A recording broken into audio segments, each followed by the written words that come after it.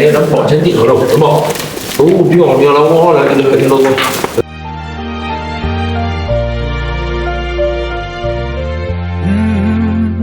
Tu dia. Depan dia lain. Mai jemput belakang. Mai pisang nasi mai. Bismillah.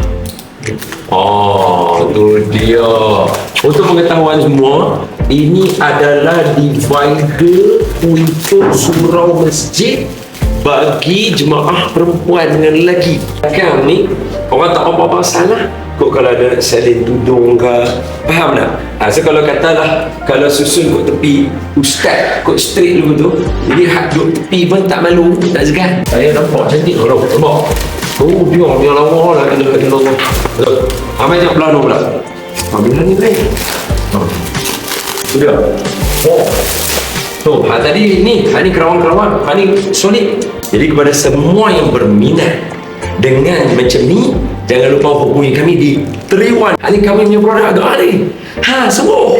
Okey, ambil je nombor telefon Roger. Kami buat mic dekat hangpa punya surau. Boleh? Wallahualam. Masjid pun boleh.